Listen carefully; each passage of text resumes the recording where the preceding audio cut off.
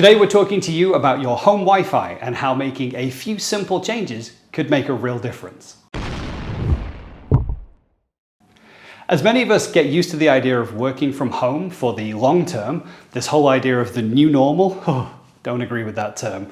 I thought it would be great to just throw out some simple tips for making your Wi-Fi experience work a lot better. You see, we all need our Wi-Fi to send emails, join video calls, and basically keep in touch with our teams and our customers. And as we spend more time on video chats, it's really important that we have the best Wi-Fi signal we can. So here are 3 simple tips for making your Wi-Fi work better for you. Tip number 1 is to reduce the number of Wi-Fi devices using your Wi-Fi. It's not just computers and smartphones that are there. Your smart TVs, games consoles, and even your washing machine all want a piece of that Wi-Fi action. The simple rules here are, if you can plug it in with a cable, do that. Your internet router usually has a few spare ports on the back, and you can plug in directly your smart TV, your games console. Some of those really heavy Wi-Fi users that eat up all the bandwidth, we can get them onto a cable. Rule number 2 here is, if you don't really use it anymore, then unplug it, take it off the Wi-Fi. We've all accumulated gadgets over time that we don't really use anymore, but they're still sitting there eating up the Wi-Fi. You know, and I think we've all figured out that we know when the washing machine's finished because the whole house has stopped shaking. So we don't really need it on the Wi-Fi to send us a message. Tip number 2 is to choose the right frequency. Now, this is a bit more technical, but don't panic.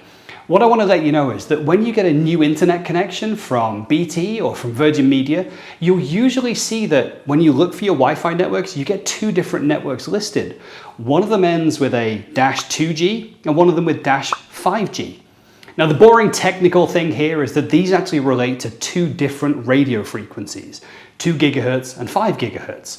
Now, the simple thing here is you don't really need to care about the technicalities, but 2 gigahertz has traditionally been thought of as slower and 5 gigahertz is faster. So if you're sitting in the living room on your laptop and you connect to the 5 gigahertz fast network, you get an amazing experience. But when you move that device to another part of the house, your connection just sucks. You can't get on your video calls anymore, you can't stream House of Cards in Netflix HD anymore, it just doesn't work. Now, what you might actually find is that if you were to change to the 2 gigahertz option, you'll get much better signal strength.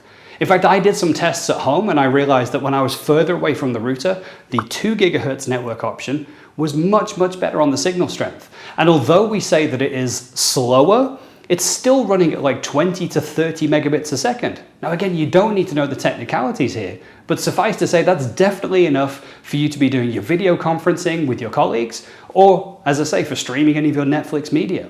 For some simple rules, try this. For devices that are in the same room as your internet router, then if you can't cable them in, like we talked about earlier, go ahead and put them on that 5G network, especially for devices that don't move, your TV, your games consoles, any of those types of things.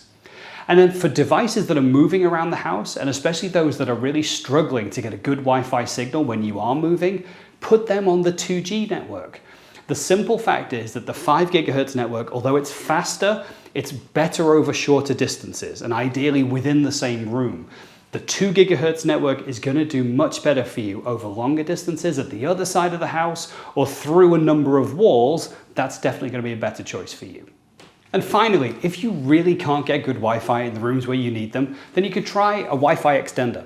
A Wi-Fi extender is just a simple little radio beacon which listens to your wireless router and then repeats that signal somewhere else in the house. So the best way to use these is have a look where your router is, usually down in the living room, and then have a look where your dead spot is and find a power outlet somewhere in between the 2 spaces. These Wi-Fi extenders need to have a good signal from your internet router, and then they can go ahead and fill in the dead space in the areas where you need it. And that's great for supporting multiple devices in a part of the house that usually had really bad coverage beforehand. So we'll show you a link on where you can get yourself on one of these.